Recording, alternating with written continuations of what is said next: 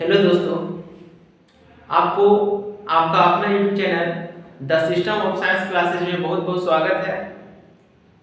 आज मेरा यह साइंस का पहला वीडियो है जिसमें मैं साइंस के बारे में कुछ बतलाना चाहता हूँ। साइंस के बारे में तो ज़्यादा डिस्कशन नहीं करेंगे, लेकिन साइंस में जो शब्द यूज किया जाता है उसके बारे में हम चर्चा करने वाले हैं।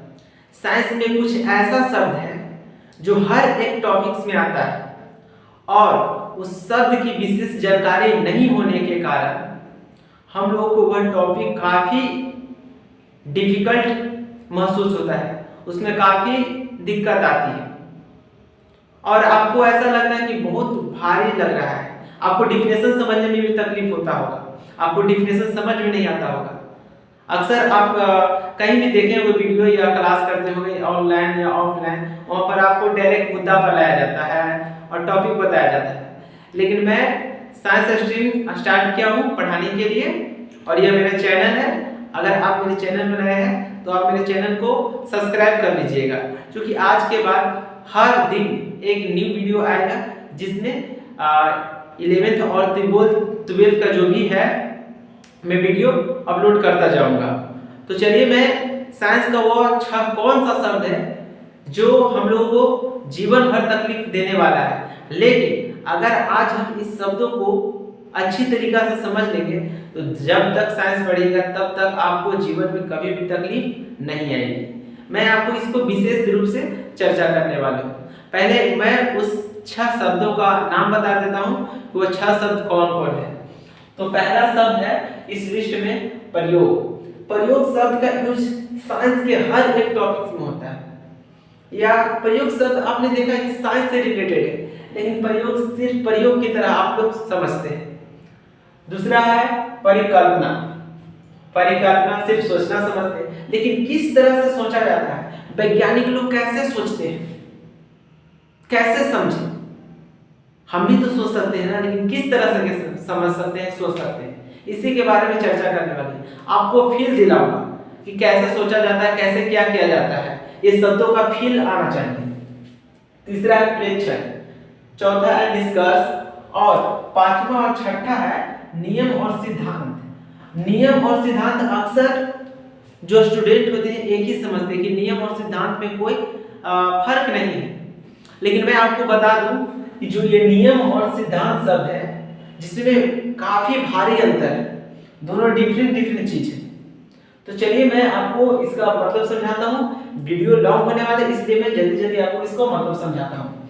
जनरली प्रयोग किसको कहते हैं, मैं इसको एक अपने सामाजिक जीवन से जोड़कर मैं आपको बतलाना चाहता हूँ कि प्रयोग किसे कहेंगे और परिकल्पना और प्रेक्षण निष्कर्ष क्या है। उसके बाद मैं आपको इसको नियम और सिद्धांत को एकदम जड़ से उखाड़ के फेंक दूंगा, जड़ से उखाड़ कर फेंक दूंगा, यानी कि आपको एकदम रोम रोम में बैठा दूंगा, ये मेरी गारंटी है।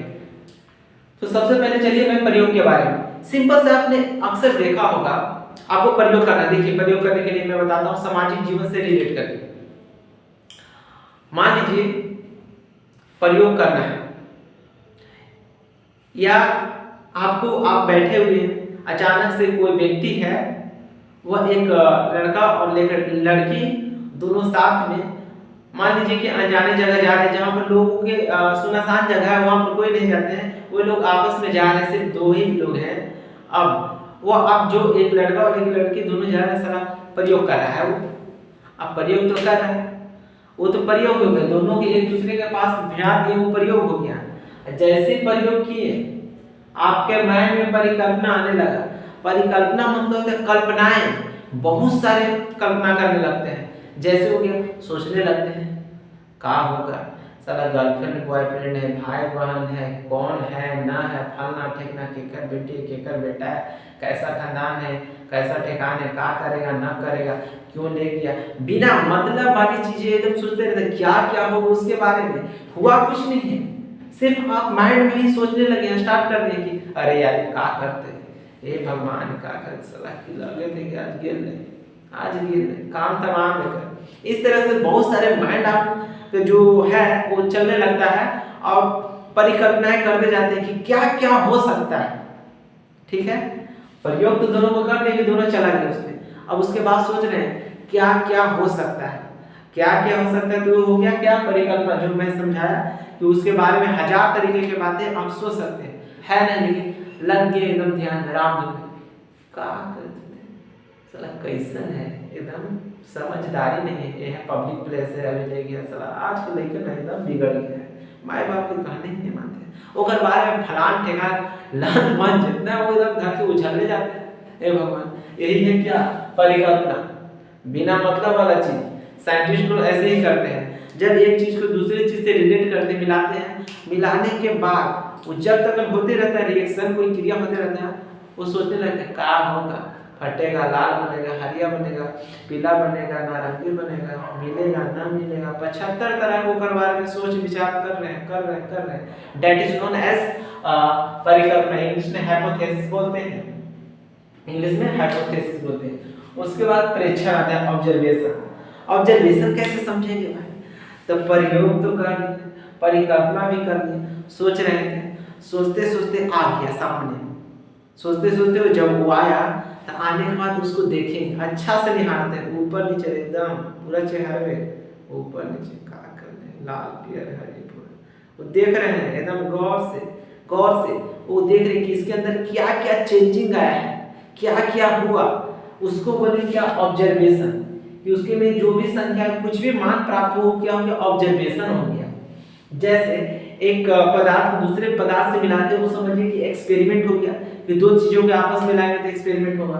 उसके बाद उसके बारे में सोच विचार करते रहना, है वो भी ना है वो भी, क्या हो सकता है कोई मतलब नहीं, वो हो गया परिकल्पना। उसके बाद प्रेक्षण, ऑब्जर्वेशन।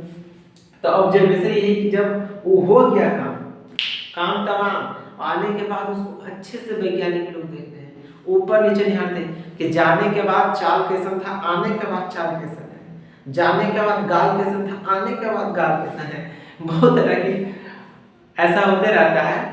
उसके बाद आते हैं निष्कर्ष पर, ये आ गया निष्कर्ष। अब निष्कर्ष निकालते हैं, ठीक ना, ई वाला लगाएंगे तो ई वाला होगा, ऐसा व्यक्ति के साथ रहेगा ऐसा हो जाएगा, ई वाला होगा तो ऐसे होता है, ए वाला है तो ऐसे होता है। यानी कि जो भी प्रेक्षण के बाद जो भी कुछ प्राप्त होता है, अंतिम रूप में जो भी कहना चाहते हैं उसके बारे में लिखना चाहते हैं कि प्रयोग, परिकल्पना और प्रेक्षण के बाद जो भी कुछ प्राप्त हुआ उसको हम निष्कर्ष रूप में लिखते हैं। क्या लिखते हैं, निष्कर्ष रूप में लिखते हैं। जैसे मान लीजिए मैं एक एग्जांपल देता हूँ कि ये सोडियम को जब क्लोरीन के साथ दोनों को किया प्रयोग कर दिए कि एक सोडियम बाबा को लाया, एक क्लोरीन के लाया, एक सोडियम को लिया, एक क्लोरीन के लाया, दोनों को बंद कर दिए, लीजिए दोनों कर लीजिए मस्ती कर लिए। अब दोनों को जैसे साथ मिलाए, एक्सपेरिमेंट करने के लिए दोनों को साथ मिलाए, साथ मिलाने के बाद सोचने लगे क्या बनेगा, क्या होगा, क्या हो रहा है, सोच विचार इसके बारे में कर रहे हैं, इसके बारे में कर रहे हैं, इसके बारे में कर रहे हैं, वो क्या हो गया, ये हो गया परिकल्पना। उसके बाद जब कुछ देरी के बाद इसको देखिए कि कुछ बन के निकला NaCl, तो देखिए इसके में क्या है, ऑब्जर्वेशन कर रहे हैं। परिकल्पना के बाद फिर क्या किया, ऑब्जर्वेशन करने लगे, इसके बाद ऑब्जर्व करने लगे क्या क्या कैसे रिएक्शन किया था। एक दो बार ऐसे एक क्रिया बहुत बार चलता है तो एक दो बार नहीं, उसके बाद देखिए किस तरह से मिला है, किस गति से मिला है, ऑब्जर्व कर रहे हैं क्या बने वो परिकल्पना। उसके बाद देखिए किस गति से मिला, कैसे मिला, कितना मिला है तो क्या बना, ये होगा वो, क्या ऑब्जर्व कर रहे हैं कि कितना मिलाने पर क्या बनता है, इस ऑब्जर्व बन रहा है। उसके बाद बनने के बाद देखा कि अरे यार कुछ बना, यानी कि इसका निष्कर्ष में यही निकला कि जब सोडियम और क्लोरीन को आपस में संयोग कराते हैं तो NaCl बनता है। ये इसका निष्कर्ष हो गया, ये इसका क्या हो गया, निष्कर्ष हो गया। तो आशा करता हूँ कि ये जो भी मैं बताया वो आपको समझ में आया होगा कि प्रयोग, परिकल्पना, प्रेक्षण और निष्कर्ष का क्या मतलब है। अब चलिए मैं आगे चलता हूँ कि नियम और सिद्धांत में क्या मतलब होता है। तो साधारण सा बात, नियम और सिद्धांत लगता है साधारण सा बात है, लेकिन ये साधारण सा बात नहीं है। मैं आपको बता दूं कि ये नियम और सिद्धांत में क्या अंतर है। तो पहला बात आप ये जानिए कि नियम किसको कहते हैं। नियम फिक्स होता है, अगर कोई वैज्ञानिक नियम बना दिया तो सबके लिए मान होता है, सर्वव्यापी होता है, सभी साइंटिस्ट लोग उस पर सहमति देते हैं, हाँ तोर बात सही, हम हूँ मोहर बात तोर तरफ, हम हूँ तोड़ तरफ, हम हूँ तोड़ तरफ। ये नियम हो गया। नियम यूनिवर्सल होता है, यानी सब के लिए होता है, जबकि सिद्धांत एक घटना विशेष पर ही लागू होता है। सिद्धांत, अब देखिए घटना विशेष क्या है, फिक्स क्या है, इस तरह से बातों आपको समझ में नहीं आ रहा है। फिर तो वही बात हो गया कि जिस तरह से और लोग समझाए उसी तरह से आप भी समझा रहे हैं, लेकिन नहीं, मैं आपको बोला था उखाड़ के फेंकूंगा, मैं इसको उखाड़ के फेंकूंगा। देखिए नियम और सिद्धांत में क्या मतलब है। सबसे पहले मैं आपको एक वैज्ञानिक के नाम बताना चाहता हूँ, जिसके बारे में आप लोग जरूर सुने होंगे। एक थे न्यूटन बाबा। मैं आपको सबसे पहले सिद्धांत थ्योरी के बारे में बताने वाला हूँ कि ये जो सिद्धांत शब्द है उसको हम लोग साइंस में क्या कहते हैं। तो सिद्धांत शब्द को साइंस में थ्योरी कहते हैं, लेकिन इसका मतलब क्या है, कहते हैं कुछ नहीं। हिंदी क्या है, इंग्लिश उससे मतलब कुछ नहीं, हमको इसका मतलब है कि इसका रियल मीनिंग क्या है इन द साइंस। साइंस में रियल मीनिंग क्या है उसको हमको समझना है। तो साइंस में रियल मीनिंग समझिए। एक वैज्ञानिक थे न्यूटन बाबा। तो न्यूटन का कणिका का सिद्धांत पढ़ा होगा, यानी कि प्रकाश के बारे में न्यूटन मानते थे कि प्रकाश एक कण है और वह कण की भांति कार्य करता है। और इस सिद्धांत के आधार पर उन्होंने यह मतलब सत्यापित किया था कि प्रकाश सरल रेखा में गमन करता है। यह तभी माना जा सकता है जब प्रकाश एक कण के रूप में कार्य करता है। अब ये तो अपना सिद्धांत दे दिए, तो ये हो गया क्या, न्यूटन का कणिका का सिद्धांत। न्यूटन का कणिका का सिद्धांत। अब चक्कर लग गया, ओकर फेरा में पड़ गए थे, बहुत सारा वैज्ञानिक लगे थे कि तुम न्यूटन, अच्छा हम देखो कितना दिन तक चलता है। और अगर वैज्ञानिक लगा हुआ था। एक का नाम था हाइगेंस, मैं लिख देता हूँ वहाँ पर हाइगेंस। एक वैज्ञानिक थे जिनका नाम था हाइगेंस। ये हाइगेंस बाबा काफी है कि तू तो कहे था कि प्रकाश सरल रेखा में गमन कर रहा है, लेकिन ये क्या कर दिए, एक एकदम पतला धारदार सतह लाए और उस पर प्रकाश को दिखा दिए कि देखा प्रकाश सरल रेखा में विचलित हो गया, विचलित करवा दिया कि उससे मुड़ गया, एक चिकनी सतह से मुड़ गया। आपने 10वीं में प्रकाश का व्यतिकरण पढ़े होंगे, मुड़ जाता है। अब ये मुड़ गया, जैसे मुड़ गया तो ये बोले कि ना तू तो कहूँ कि है चलते सरल रेखा में, कहाँ सरल रेखा में गए, तो सिद्धांत खत्म। अक्सर आपने सुना होगा कि कोई बहुत सारा व्यक्ति होता है, बोलता है कि हमार सिद्धांत हो, क्या होता है कि हमार सिद्धांत हो, हमार सिद्धांत के विरुद्ध ना कोई जा सकते, हमार सिद्धांत हो, यही हमार सिद्धांत हो। लेकिन तोर सिद्धांत ना हवा, सबके सिद्धांत ना हवा, तोर सिद्धांत को अपन पास रखा। बोल दिया हाइगेंस साहब न्यूटन का तुरंत कि अपन सिद्धांत अपन पास रखा। तो समझ में कि सिद्धांत है जो एक विशेष घटना पर ही लागू होता है। जैसे प्रकाश सरल रेखा में गमन करता है, इसके लिए वैज्ञानिकों को कणिका का सिद्धांत ही मानना पड़ेगा, मतलब प्रकाश को कण के रूप में ही मानना पड़ेगा। जबकि न्यूटन ने एक प्रकाश का विवर्तन होता है, विवर्तन में किसी सतह से मुड़ जाता है, एकदम ऐसे मुड़ जाता है। अब मुड़ने के बाद जैसे ही मुड़ा, ये न्यूटन साहब पे हो गया खत्म सिद्धांत, एक अपना सिद्धांत दे दिए। कहीं न्यूटन बाबा के बोल दिए कि तू बोला अपन सिद्धांत वहीं पर आया कि प्रकाश सरल रेखा में गमन करता है, कब, जब उसको कण के रूप में मानते हैं तब अपन सिद्धांत वहां पास रखा। अब ये सिद्धांत लेकर चल पड़े कि प्रकाश जो है एक तरंग के भांति भी कार्य करता है, किसी चिकनी सतह से मुड़ जाता है। अगर सरल रेखा में तो कैसे मुड़ते हैं, ये बोल दिए। ये अब आए पगला वैज्ञानिक जिनका नाम आपने सुना होगा, बाबा न्यूटन के तो नाम सुन लिया, हाइगेंस के भी सुन लिया, लेकिन इनसे भी एक पागल वैज्ञानिक थे जेकर नाम पर आज पूरा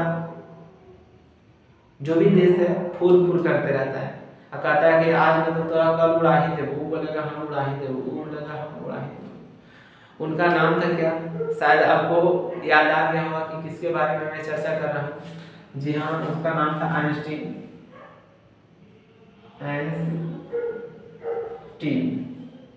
जी आइंस्टीन बाबा है। आइंस्टीन बाबा ने कहा, इन्होंने एक क्वांटम सिद्धांत दे दिया, प्रकाश का क्वांटम सिद्धांत दिया, जिनको प्रकाश को अलग अलग रूप में बांट दिया, उसको बोले कि क्वांटम सिद्धांत, जिसमें कणों के एक अलग विशेष रूप दिया गया है। तो इस प्रकार से ये क्या होगा, सिद्धांत चला, उसके बाद नियम आते हैं। तो नियम सर्वव्यापी होता है। जैसे नियम बताते हैं, आवेश संरक्षण का नियम पढ़ा होगा, ऊर्जा संरक्षण का नियम पढ़ा होगा कि ऊर्जा संरक्षित होता है तो होता है, किसी न किसी रूप में संरक्षित होता है, ऊर्जा नष्ट होने वाला नहीं है। और यह बात सत्य है, कोई अभी तक इसको काट नहीं पाया है।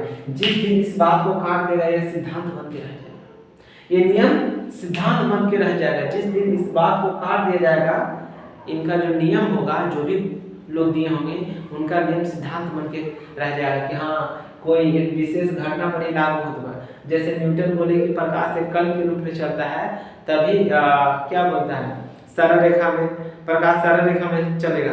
कब? जब कण इसको मानेगी तब। अब विवर्तन, हाइड्रोजन ने तरंग सिद्धांत दे दिया, जिसके आधार पर विवर्तन की घटना देखने की मिलती है, ठीक है। लेकिन आइंस्टीन बाबा क्वांटम सिद्धांत दीजिए, जो प्रकाश विद्युत प्रभाव दिखाता है। प्रकाश विद्युत प्रभाव क्या होता है, ये आपको पढ़ना है 11th और 12th में, कि जब प्रकाश किसी सतह पर पड़ता है तो उसमें से इलेक्ट्रॉन निकलने लगता है, ऊर्जा मुक्त होने लगता है, इसको प्रकाश विद्युत प्रभाव करते हैं। अब बतलाइए, ये इनका सिद्धांत है, इनका सिद्धांत है, इनका सिद्धांत देती है, और तीनों प्रकाश के बारे में चर्चा की।